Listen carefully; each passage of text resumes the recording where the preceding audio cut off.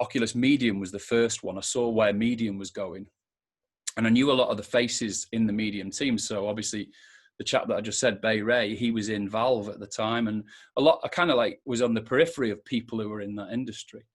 And Medium's a voxel sculpting, so that's obviously not like we've got with Gravity Sketch. So it's very, very organic and very the geometry that comes out is very messy, but it's good for creating shapes. And that got me heavily into VR. And then I saw an opportunity there to think, right, we've got to get more into VR creation tools, whatever they are. So a few other programs popped up that, you know, Tilt Brush was there and Masterpiece VR, which neither of them really kind of like, you know, gripped me. And then I met you guys, and I think Mike Jelniak introduced me to Gravity Sketch, and I knew it from a distance, but I'd avoided it because my only touch with NURBS and surfaces was probably well in the early 90s and mid 90s with Rhino, and a little bit in things like Maya and stuff like that.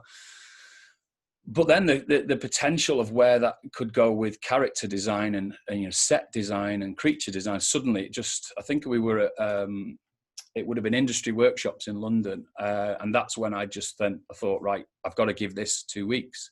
So which is what I always do. I give a piece of software 2 solid weeks, nothing else, just that piece of software. And I did that with Gravity Sketch, and it just blew me away. I was making big robot spiders and bikes and cars, and I was as fast in Gravity Sketch as I was in Oculus Medium, which is always the test really, is can I get faster? And it's really grown from there. And obviously my relationship with you and your team and where we went, and obviously we got the grant with you, so we're working side by side with you. And then we were in Amsterdam, and you started talking about subdivision modeling, so it was like music to my ears. It was like, yes.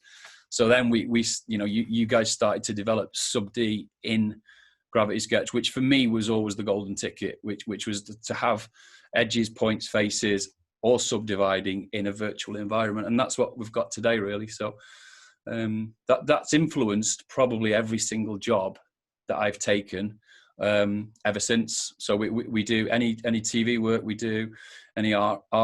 If we're reviewing with a client, we try and get them in there.